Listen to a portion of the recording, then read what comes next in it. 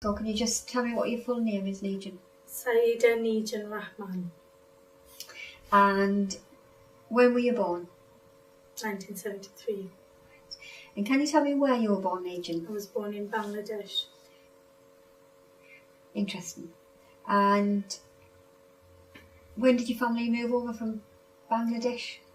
My dad had spent most of his life here, and my mum had died when I was 7 and my little brother was 1 and about 2 years. He was only 2-year-old. My dad had gone and we got visas straight away to come to this country. So we were just over, I was just over 7 and he was just over 2 when we moved here with my stepmom. Yeah. And just, how did you find that? Because at 7, quite aware of things maybe. It was interesting, totally different to what I had thought England is, because till then I had obviously hadn't come out of the little village that I was born in, and at 7, you know, everything's different. Everything. Oh, sorry. Sorry. So it was the language was a big problem then. So what language were you speaking? Sylheti, which is a dialect of Bengali. And I just want to take you back a little bit just to get a flavour of that young life. Living in Bangladesh in a village, what was that like? What were you, have you still got early memories of that? Very, very vivid. I think sometimes I remember just being quite free, running about, because it was a village, so there was no traffic as such. And the fear I think my mum would have had then, because my dad was still in this country, and we, I've still got one grandmother just there, and she's quite old now. I've got uncles there. So I think it was a sense of being quite free. There was not as many restrictions, I would say, on younger children over there than there is here, because due to just the surroundings. Yeah, so it's a very vivid memories of just running about. And did you go to school in Bangladesh? Yes, I did, yes.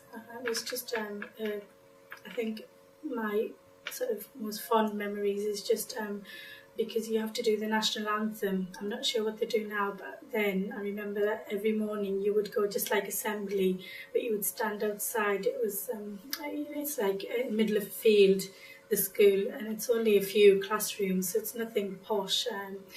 Actually, my memories, it was quite dirty, but, and you would go every morning, and about 40, 50 children would stand outside on the ground, which is, it's field actually, it's not your playground, but it's classed as your playground, and you would sing the national anthem, and then that's how your morning started. Mm-hmm. Yes. So all of that, leaving friends and your family, that your extended family, at 7, and did you come straight to Sunderland? Yes, we did, because my dad had lived in Sunderland for a few years, but when he was little, he had come to Brighton. That was where my granddad was. And your first impressions of Sunderland as a young girl? Of Sunderland, we'd come to Sunderland. It was actually in Hendon. My mum's dad had a big house. It's actually still there, but it's something else now. And he used to rent it out to flats, and my dad had got a room there, and we'd only stayed for a few weeks because my dad had his own sort of business in Easington Lane. And so Sunderland, till then, because we'd lived in Easington Lane for 2 years, Easington Lane was an experience, totally, yes. In what way can you remember? What was your dad's business first? It was a takeaway. Yeah. Yes. And what kind of things can you remember about Easington Lane? I think there are good and bad memories of Easington Lane, because by then I was about 8, and I would say 7.5, and I'd gone to my first school and not knowing the language at all.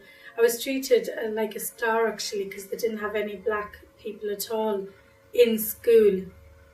My brother was really looked after really well by all the teachers. It was really nice. The experience at school was excellent. We were treated with lots of tender, loving care, because we were different, and plus we didn't know any English. They actually got the older children from Sunderland to go over and help us with some of the wording, the basic words and stuff like that. So school memories were quite fond, but outside, because my dad's was the only Asian business there, experienced it because we used to live upstairs to the takeaway. That was like I said, quite an experience, in the sense that every other day there would be about 3-4 windows smashed in. There would be lots of stuff said, which, I think being so young, something hard to understand why people would behave that way. So, yeah, but that's why we couldn't stay long there. We had to move. So, obviously you were born into, in Bangladesh, and born into a faith and a culture. Yes. Can you tell me what that was? I was born into Islam. I'm a Muslim. And can you remember how that affected your life, early life? What are your most vivid memories as an early child? I would say once during primary stages, I don't think it really mattered, because after sort of, you're classed as an adult in Islam when you've reached puberty. So during primary stage, you were still carefree, you did what you liked, and there wasn't that many restrictions on you. But later on, once we'd picked English up very quickly, me and my brother, so, we made friends. And once we moved to Sunderland, there were other people from Bangladeshi community, and, it was, so we had made friends, and we used to play about and everything. That was okay, but once I'd reached puberty, there were certain restrictions that I had to adhere to, because I am from an Islamic faith. I'm going to talk a little bit about that in a minute, but you said you moved to Sunderland and joined a wider community of Bangladesh. It wasn't as wide as it is now. My dad had bought the house in Hendon because there was about another 3 families, although Hendon then wasn't the ideal place to bring up or live if you're from a BME community, but I think houses were cheaper, and other people had moved there, so it was about 3 or 4 families then, but like I said, now it's a big community. Yes. And can you remember becoming aware of your culture or faith within the wider Sunderland community, or your differences, or? Yes, like I said, I think obviously I knew I was different in colour straight away because of what was said to me on a daily basis, if you like. And my dad was very cautious. He's a very conservative Muslim, so he was very, very cautious that we did not stray, so he was quite reluctant to let go at some of the stuff. But like we had kept in touch with the teachers in Islington Lane, and they would come along and take us to bonfire nights and the cinema and everything. So they did do. I mean, my dad was really pleased with the way the teachers had still interacted with us. But I think being aware, like I said, once I had reached puberty, I was told of the do's and the don'ts. So then I knew that, yes, that's when your religion, if you like, comes into effect and you follow the rules. And what did you become aware of? What were the do's and don'ts for you when you reached puberty and became a woman? Right. I mean, before any child reaches puberty, after they're about 7-8 years old, they are taught to read the Quran, so that because it's in Arabic, so it's a different language to us. if you don't speak Arabic. So we taught the Quran and obviously learned how to pray. But that's done sort of, it's not, it's not a must. But once you reach puberty, you must pray 5 times a day. You must read the Quran often. You must, as a woman, you must be covered when you go out. You mustn't mix with male members of any community. So, that kind of restrictions, yes. And how did you did you have any feelings about that, or was there a sense of acceptance because of that was your culture? I think for me personally, I would say I'd accepted that because I was brought up in such a conservative way. My dad is a very, very practicing Muslim. My stepmom is practicing as well. So it's in our family. So it didn't come as a shock, horror thing.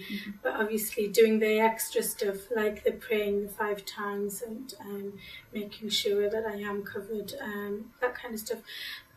At that age, it was like a hassle, if you like, but it wasn't a shock because I'd been brought up that way to accept that. Yes.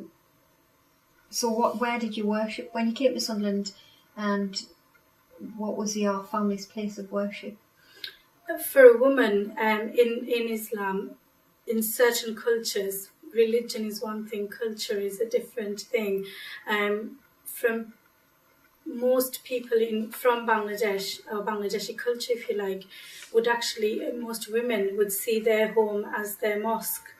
So their prayers, if they're praying in the mosque, is classed as being prayed, in the mosque. So the women did not have to find anywhere to worship. The men, because it was so my sort of memories of what used to happen. Then, because it wasn't such a big community, it was only a few families, they would gather in one house each month, and they would do their prayers. So one house would be sort of classed as because if you congregate, if there's 5 people congregate and do a prayer, it's classed as if you've done it in a mosque anyway. So that's how. But obviously now the community is bigger. They have got their own mosque in Hendon, and there's a bigger mosque in Chester Road. And I'll come back to the mosques, which are more established now because of the growing community. But you made a statement there about your home. Could you just repeat that? That you said your home was... Is your mosque, yes. A woman's home, if she prays in the home, it's classed as if she's prayed in the mosque. Right. So it doesn't make any difference that she hasn't gone to the mosque. There's nothing stopping her in religion, but like I say, in culture, there's different cultures and different people will say, or different imams, such as similar to the priest and the bishops, if you like, they would say women are better off praying in the house, but your home is your mosque. So, and would women have a particular type of prayer? Would they pray with their children? Most religious in my family, when we were growing up, my mum would make us all at prayer time. I was about sort of 10 then, and obviously my stepbrothers and sisters came along. They were only little, but she'd still get us into practice. She'd make us all do the Urdu, which is cleaning your hands and your mouth, and do the ritual, and then make us stand and do the prayer with her. She doesn't necessarily have to, but a good mother, that's what is expected of a good mother, to make sure that her children are brought up in that environment, so that when they do grow up and it's expected that they do it on a daily basis, it's not a shock, or it's not something that's different. So training young children is very important to the whole family. But yes.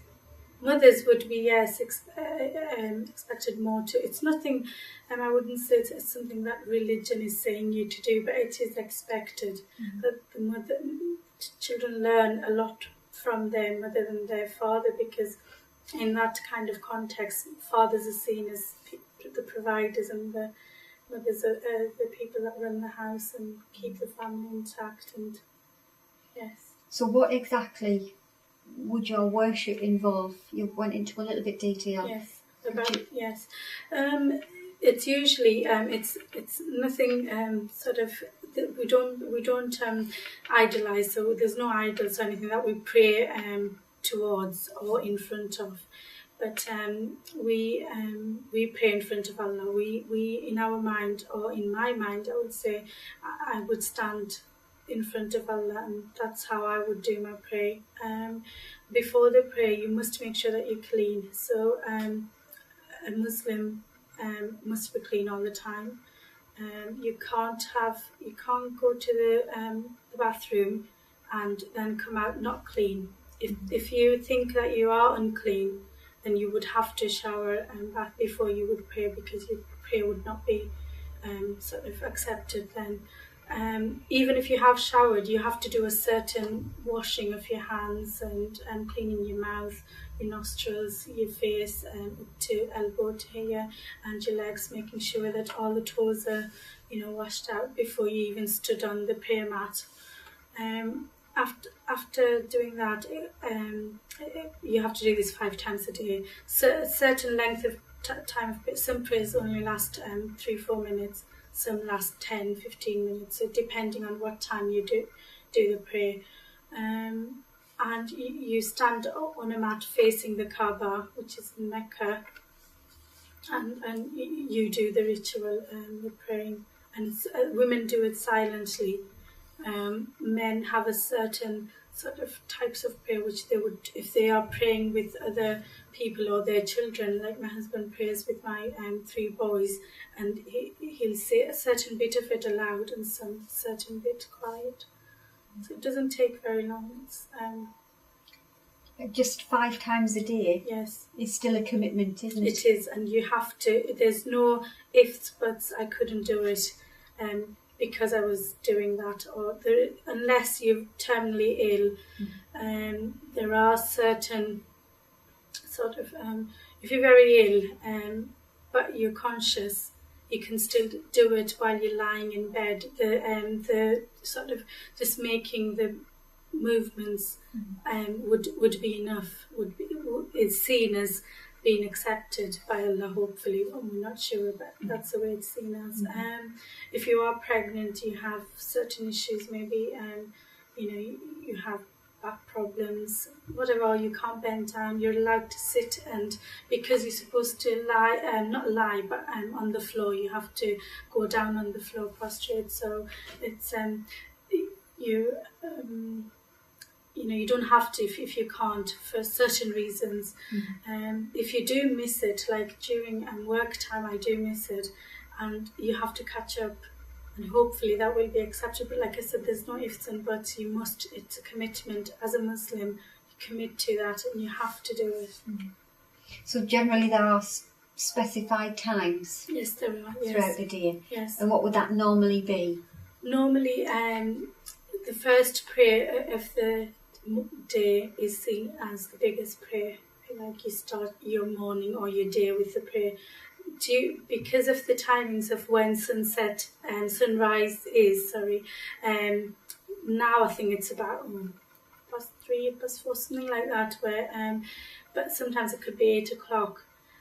So people who are very, very religious, for example, my dad would get up at that time, certain time, go to the mosque and do the prayer. My mum would do it in the house. So that's the first prayer, and the second one we're doing afternoon, just after, I would say 1 o'clock, or mid-afternoon if you like. And the third one is sort of just before tea time. And the fourth one is just before sunset, so it's during sunset and before sunset, so that's the fourth one, and that is classed as another big prayer. You must do all of them, but it's seen as a and the last one is about hour and a half after the fourth prayer, which is now about just before 10 o'clock. Yeah. So that's quite a commitment. Yes. It's quite an obligation to give to your children as well, isn't it? Yes.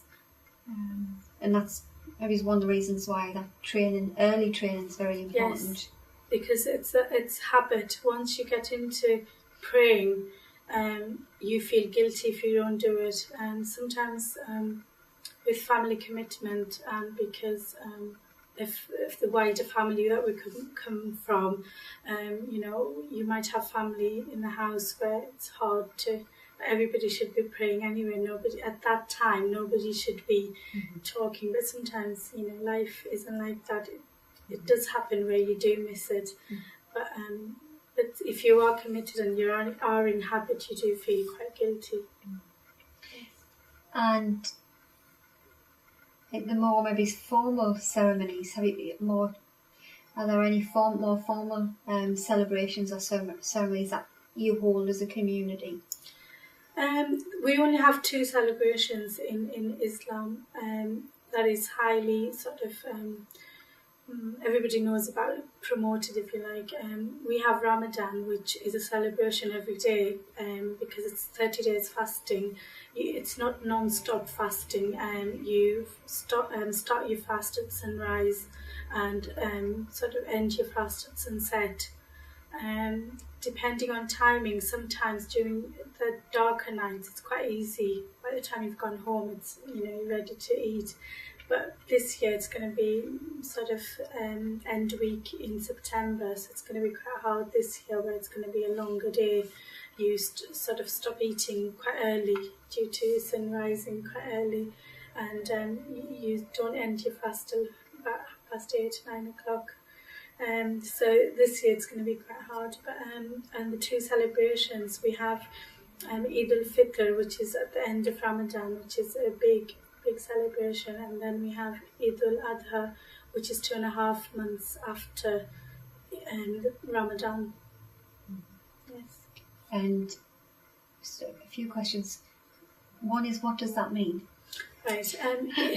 Eid al-Fitr is just obviously celebrating the end of Ramadan, celebrating how you've hopefully been able to fast, how you've hopefully sort of come out of Ramadan with a hopefully a fresher mind, where sort of you see the world in a different way because you have had to fast and go through the rituals of it.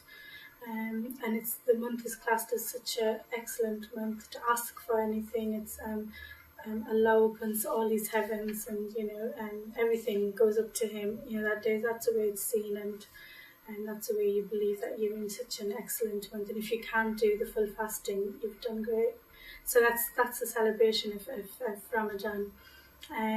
On the day, it's similar to I would say presents and stuff, similar to big events such as Christmas and other events in other religion.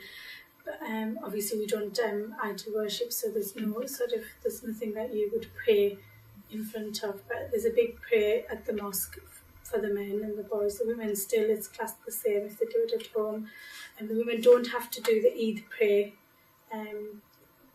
The men do it, and the little boys and everything. It's a big family thing. And the second one is the celebration or reminding of when our prophet Ibrahim, as he's prophets of other religion, when he was asked to sacrifice his only son for Allah in a prayer, and when he had, even though the devil tried to stop him, this Satan, as we say it, tried his best to stop it, he had still followed his what Allah had asked him to do. And I'm sure you're aware of the story, but when he had sacrificed what he thought was his only son, when he'd opened his blindfold, it was instead it was a buffalo. So to remind that it's at the end of Hajj as well. That is our pilgrimage to Mecca. So it's end of Hajj, and it's in between during the Hajj month. So it's a celebration of that, in remembering how what to give as well, and remembering where you've come from and who gives you everything. Mm-hmm. So that's fundamentally about faith. Yes, it is. And trust. Yes. In something that we can't see. No. Yes. Mm-hmm. Are there any others around those celebrations, anything relating to dress or food that is specific to that time? Dress, I mean, everybody during Eid, those 2 days, everybody tries to look nice. It's a celebration, so everybody wears, I mean, now, it's like everybody gets a present, and it's usually clothes and stuff like that. So it's new clothes and stuff. It doesn't, statutory requirements is that women are covered, and men, but usually when men do go to the mosque, they have their nice the toki on, which is the nice hats, and everything's new for the 2 days. Everything's new, and there's no there's nothing sort of specific what you would have to wear, but obviously everybody wants to look nice.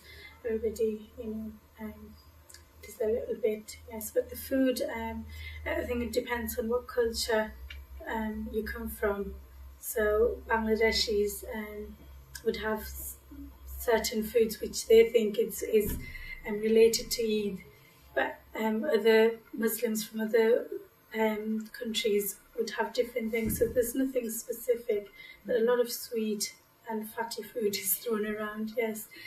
During the second Eid, which is Eid al-Adha, you sacrifice an animal on the day as to remember what Ibrahim Islam did on the day. So it's a big feast, if you like, and that meat in Bangladesh, let's say, would be cooked on, that meat that would be cooked on the day and everything. But obviously in this country you don't, everything's done in the away from, and so it's like a big feast on the day, yes.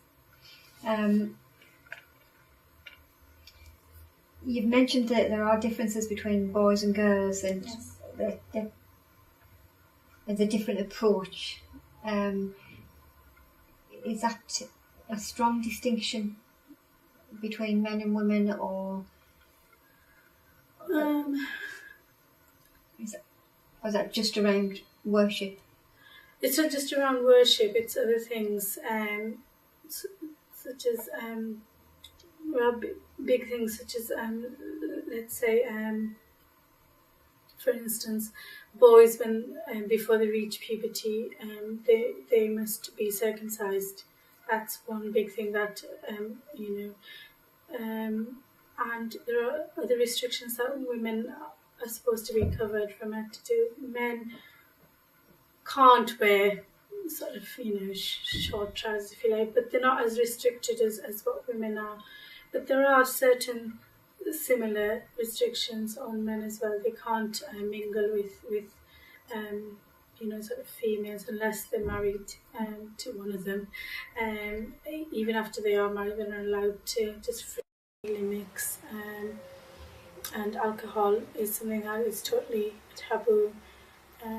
So there are certain restrictions that are on boys as well as girls, similarities and some differences as well, yes. Mm-hmm.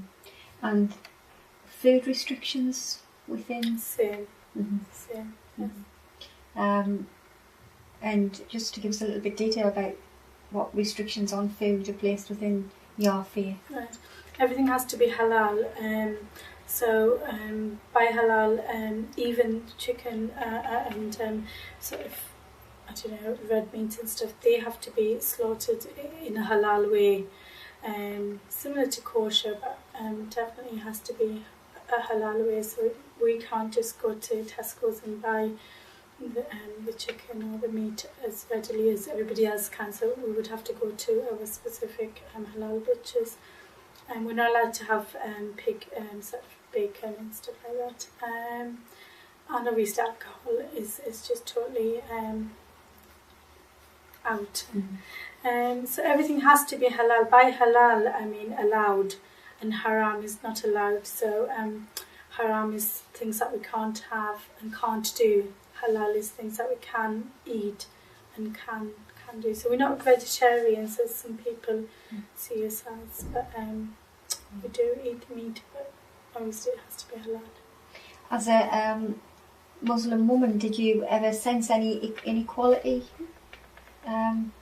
between yourself and your brothers, maybe growing up, or turning into a woman through puberty, that you didn't have the same options? And how did that, leave any residue of feelings that you struggled to come to terms with? Yeah. There's quite a big difference between me and my youngest brother. My young brother was about 5 years, so I didn't, because I got married at such a sort of early age. But I can see some of the some of the things between my son and my daughter, where my son just says, "Mum, I'll be back in about 2 hours." My daughter can't just she's 12, so she can't just go up and say, "Mum, I'm going out." I need to know where she's going, who she's going with, and that kind of stuff. So sometimes she does say, "You don't ask my brother that, so why do you ask me?" And I say, "Well, I need to know where you are going." So I can see some of but personally, I didn't get the chance, because I didn't have that. But I think between my daughter and my son, there is a bit of, because my daughter wants to be going out and do things that she wants to do without actually telling me what she wants to do. And you find that difficult as a mum? I wouldn't say difficult. I would say my daughter finds it difficult to understand, but I find it easy to explain to her because I was explained this. And while I was growing up by my dad, although I didn't have a brother to sort of compete with, but what I was allowed to do, what I wasn't allowed to do, because in his eyes I was being brought up in a Western society, and I had more sort of white friends, Western friends, than what my daughter has. So I think sometimes it's difficult for my daughter to understand, because she will say, "Well, I know my limits and what I can do." And as every parent, you say to the child, "No, I'll tell you what your limits are." So it's I wouldn't say I find it difficult to explain, but I think she finds it difficult understanding me sometimes. You mentioned you were married at a very young age. Yes. Was that through an arranged marriage? Yes, it was an arranged marriage. My husband's family are sort of quite friends with my granddad, so that's how the marriage came about. My husband was in Bangladesh then, and we got engaged in this country because it's not similar to Christian marriages, if you like. It's not. The groom doesn't have to be here so there's no courting. There's no sort of that period where or during the engagement there's no need for the groom and bride to be together. Although in some cultures it does happen, but in Bangladeshi culture, that wasn't the case. My husband was in Bangladesh then, and we'd gone back to Bangladesh. I got married there. Was there a period when you became aware you were going to be married? And did you have a period to get used to that idea? How old were you at that time? I was 17. Because of the way I was brought up, I knew that there was no chance that I would be allowed to pick somebody myself. It was something. I mean, it wasn't that I'd wanted to. It was, I knew that that was the way that was the way I was going to get married. Yes. So I'd accepted that anyway, because the way I was brought up. So there was no fights in that sense. My dad was excellent. Because of the way it works, proposals will come to your parents or your grandparents or whoever the adult is, via whoever. And then it's up to whoever's arranging it, be it your parents or your grandparents. They would look and see if if you will adjust to that family, if that family will adjust to you. Because you don't, when it's arranged and when it's a Muslim wedding, or especially when you're from Bangladeshi culture, you don't just marry the person that you're marrying. You go into a whole family, you adopt a new family. So everything was weighed and to see if the family is similar to ours. if they have the same values, and if that's the way they are, if that's the way they function. So my dad was excellent. I was informed of what was happening. That's the way it's supposed to be done. So it's not something that it's not supposed to be forced. Arranged marriages aren't supposed to be forced religiously. It's not. The woman and the man has to agree to this before it even goes ahead. Even on the day of the wedding, the woman is asked by the qazi who does the marriage, or the imam, in front of two witnesses, does she agree to this? And she can decline. She has that up to the day. That's the way it was done. So I was quite fortunate in the fact that my dad did it the right way. Yes. And you got married in Bangladesh? Yes. And what was that experience like as a very young woman? Yeah. Obviously, I'd seen my husband in photographs, but I hadn't seen him as such till the day we actually got married, and it was vice versa for him as well. So I think to describe how I think it felt, it wasn't as if it was sort of, because I've never courted before, I can't really explain what it's like. But I would say, in that sense, you got to know the person. First you became friends, and then the trust and all that, and then obviously the love. So it wasn't something that happened like that. You didn't just get married and everything just went on like it normally does. But in arranged marriages, and I'll say for mine, my husband, thankfully, he was and still is very understanding, and he knew that all this was totally new to me. His family, you have to get used to the family and everything around you. So it was quite. I wouldn't say it was something that I hadn't expected. I knew that I was going into a different family, although they were similar to my family because that's the way it was chosen. But obviously a different family altogether. But I was given the time and the space. Did you stay over in Bangladesh with his family for a while? Yes, I did. After I got married, I stayed about 9 months with them. And then because I'd fallen pregnant and I wanted to come back here, my husband couldn't get a visa, so he didn't come along. So I'd come here, had my son, and then I went back with my son when he was about 4 months old. Yeah. Mm-hmm. And did you miss your family here in those 9 months? I did miss them, but because I think I was just talking about this morning, I did miss them, but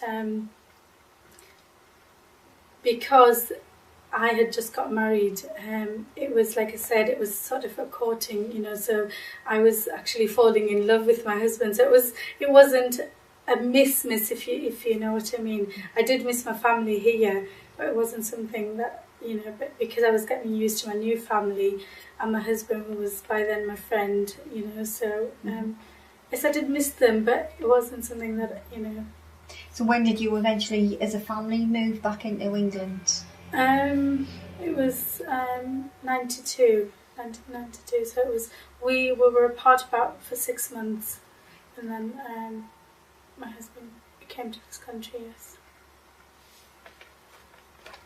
How did he find this country? Because he was a lot older than you. Mm-hmm. Yes. And could he speak English? He could, yes. So did he find that transition? Or did he relate any of his experience to you, his feelings? Yeah. And I don't think because he'd come to England on several visits, because his family's in this country as well. I don't think it was such a sort of different experience as such, and he used to travel quite a lot, and he'd been to other countries, so he wasn't quite struck, if you like, with the differences. Mm-hmm. But I think because he knew the language, he could interact with people. He found it quite easy than most people. Yes. I'm just wondering how you think or if you have any opinion, how you think other people of a different community maybe view your faith. Because, you know... At this current stage, at the way things are now, I would say that personally, because I wouldn't class myself as an expert in my faith, I would say personally the goodness of my faith, the peace-loving, the caring, the kind, the sort of, I don't know, the understanding faith that I belong to is not seen as that anymore. It's everybody who's got their head covered, wears a burqa, which is the total covering of the body, is seen, and I'm talking from personal experience, as a terrorist. Because terrorism, no other terrorists have been classed by their religion except Islamic ones. And I'm not sure, like I said, I'm not sure why, because I'm not a politician. I'm not sure what this is, why this has happened, but what it has done is just totally made people misunderstand the faith that I said is it's such a loving faith and caring and understanding faith that it's made it out to be a monster. And if you follow it, you're seen as, like I said, a terrorist or somebody to get, you know, or blow people up. That's the way it's seen now, which is really, really sad and unfortunate. Do you think it's isolated your community? And I know it's recent history and recent political agendas, but we talk about people's lives. And your family's lived in the community a long time. The Bangladesh community in Sunderland's lived here a long time, well established now in Sunderland. I know you can only speak from your opinion. Yes. You can't speak for anybody else. I can't, no. Just that sense, is there a sense of maybe like just wariness or caution? Or Yes, very, very cautious. Women are more cautious than men because if somebody takes his scarf off, that's an insult to you on the outside. If somebody pushes you or maybe attacks you, that's seen as such an insult because you're not supposed to let another man or somebody else touch you as a Muslim woman. So it's seen as very, very cautious, I would say. But personally, I am quite aware of the different types of looks I get, the different the sense of being a part of the wider community sometimes isn't there. Sometimes you think, oh gosh, it's all white people. What would they think of me? Are they actually? What's going in through them? But you're made aware of that because of what happens in around you and the media as well. You're constantly made aware that you are different.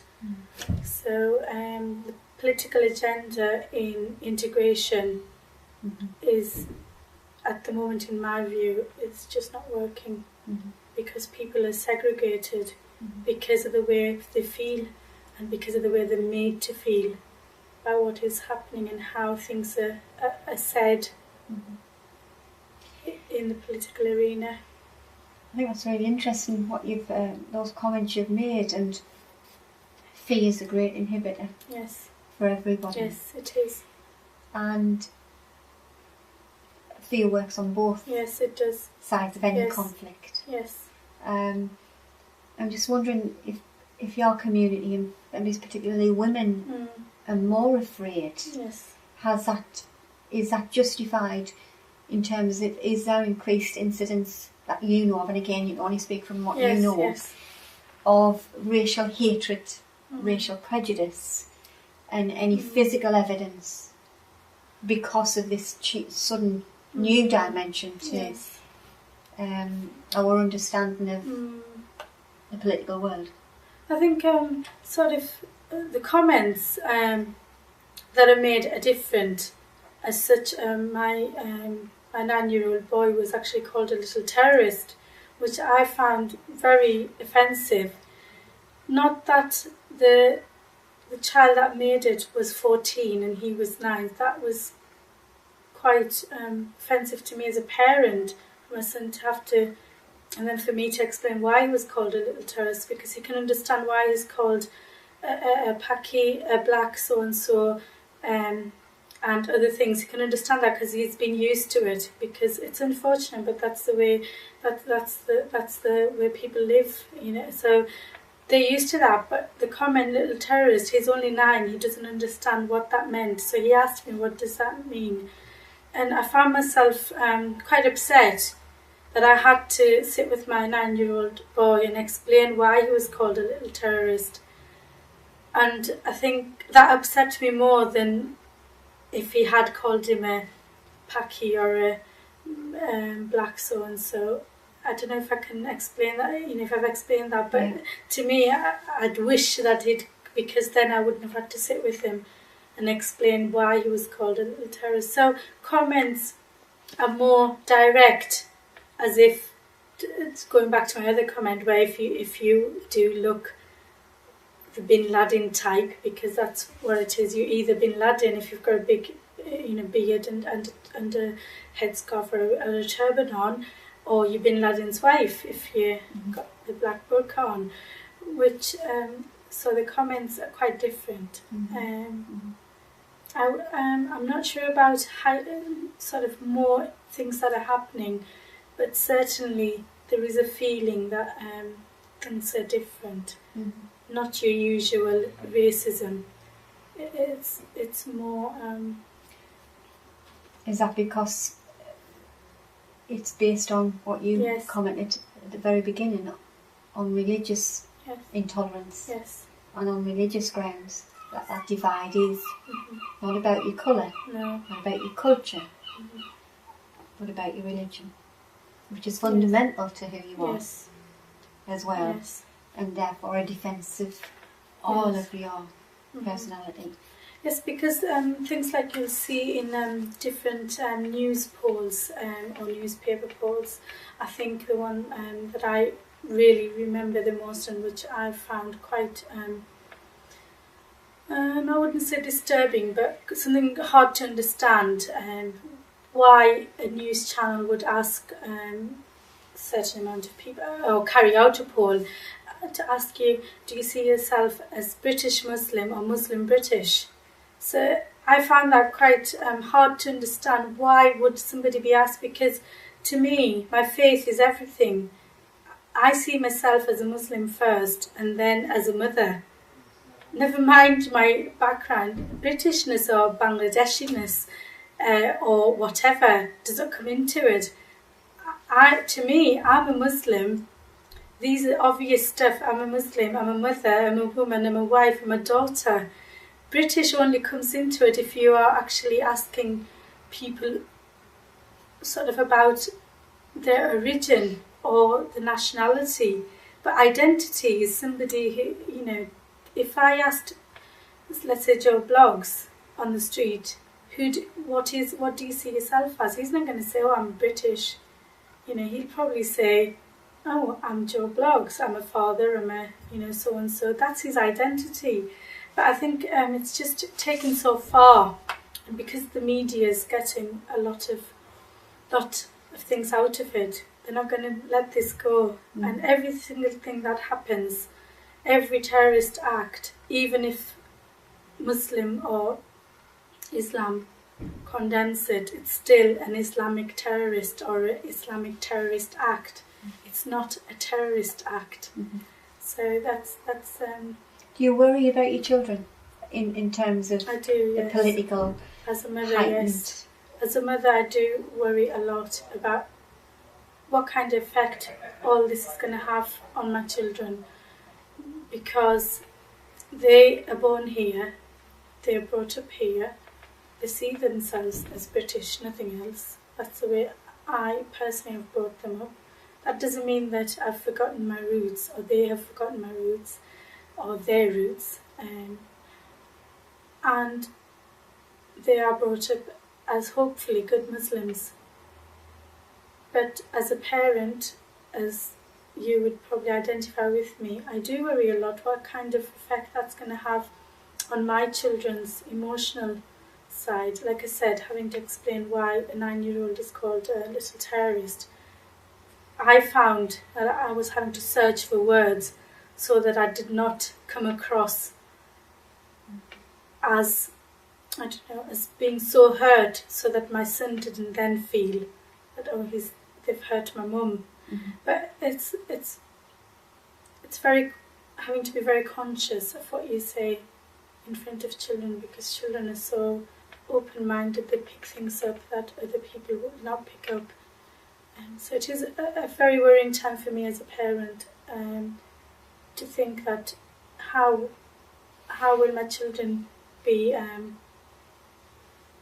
seen as, how will their lives pan out with what's going on, will they be able to live in this country, that kind of stuff. So it is a worrying. Is that a real fear? For me it is, yes. It's quite evident in some of the things that I face, or I hear about, or I see myself. Sometimes, yes, I do, and we have talked about it as a family, just me and my husband, because this is my children's country. They haven't got anywhere else to go. So when people are telling them to go back to their own country, where do they go back to? This is where they were born, this is their country. But it is something that's worrying. It's how this country is going to turn out. Has any of that ever, or anything else in your life, ever made you doubt your belief in faith? Never. In adversity, how does it make you feel about your faith? That adversity, that any moment in life where you've felt challenged, what does it do about your belief in? Makes it stronger, because, like I said, I lost my mum when I was only 7. I don't remember her that well, and there are times in a woman's life, especially if you're from the culture that I come from and from the faith that I come from, that you need your mum. Even if you're not from that culture, you do need your mum certain times. And sometimes I think I have questioned why I haven't got that support, because as a stepmother, my mum is wonderful, but I don't have that interaction with her, because I was quite old when she came into the family, so there was there was that distance anyway, so I don't have that kind of relationship with her where I can just go with my problems, and so sometimes I have questioned why this has happened to me, why this and that, but never, I can't ever think of when I have doubted my faith at all. I've always believed, and I hope that I will always be, whatever happens for the good. You're a working mum. Yes. I'm just wondering how easy or difficult you found reconciling as a Muslim woman in a British culture, dominant British culture, and how easy it has been for you to accommodate your faith and any restrictions that you might have with your working life. Because from my point of view, and I've seen you around the community a lot of years, and that's a good point. Do you want me to ask me the question? You better ask that question again. I don't know if we were on or off. Negin, I'm just wondering how difficult or easy you found it to accommodate a very good and successful working life in a British culture, and how people have approached you. I think I've been very, very fortunate that my sort of full-time work, because I used to be an interpreter before, so I picked sort of the times and stuff that I worked for, which was okay then because my children were younger then. So I think I was quite fortunate that I first worked for Hendon 2000, which is a voluntary organisation. They were excellent with me. They'd listen to my needs, what I could and couldn't do, such as residentials was just totally out. Mixing after work, something I couldn't do, so I couldn't just go to the pub for maybe the Christmas celebrations. Although they were really good in the sense that we would have the Christmas celebration, let's say during the daytime, where I would go to a restaurant. So I was accommodated all the time. I was made very, very welcome. I'd felt part of the team, although the whole team was white. I was asked a lot of questions which I really, really appreciate, because I'd rather people asked me stuff that they were unaware of rather than making their own minds up and having the wrong impression. So I have felt really good. Once I moved to my present employer back on the map, it's a bigger organisation, and again, I must say I've been quite fortunate because they've listened to my needs, things that I can't do again, and that I can't just up and go on a training session to London and stuff like that. And they've been really, really good. They haven't wanted things that I couldn't give. And during Ramadan, Hendon 2000, I must say, was excellent during Ramadan. That allowed me lots of time. They knew that I was up most of the night, so if I was late, they were really good. They'd given me an hour off early, so that I had time to go home and get my head together before the big meal started. And during Eid, the 2 days, they would give me those 2 days, not as holidays, but just as leave, and it was excellent. They were excellent. Back on the map, like I say, is much more sort of council orientated, so there's flexibility in that sense isn't there, but the team that I work for are excellent. They do offer me a lot of support, and I don't think I could have asked for a better team to work for, though, like I said, it is mostly white people, and so. Do you think your faith in your community or religion has contributed or contributes anything to the wider community? What do you think you bring to the wider community? That is very hard to answer, but personally I would say I bring something which is different but very similar, in the sense why I say that is because yes, I am different. I have different culture, I have different upbringing, and I'm from a different faith, but I'm so similar to you as a woman. I'm a mother, I do all the washing up, I pick up all the dirty laundry, I'm a taxi driver, you name it, I do it. Similar things that you do, but in a different way maybe, in the sense that my religion is the topmost. I think what we give as Muslims to the wider community is a sense of community pride and the family. Muslims, everything is around family, looking after each other, looking after our old. Very rarely you will see a Muslim elderly person in a nursing home, because it is the children's duty to look after their parents. So we do bring a lot of unitedness to the wider community. Excellent.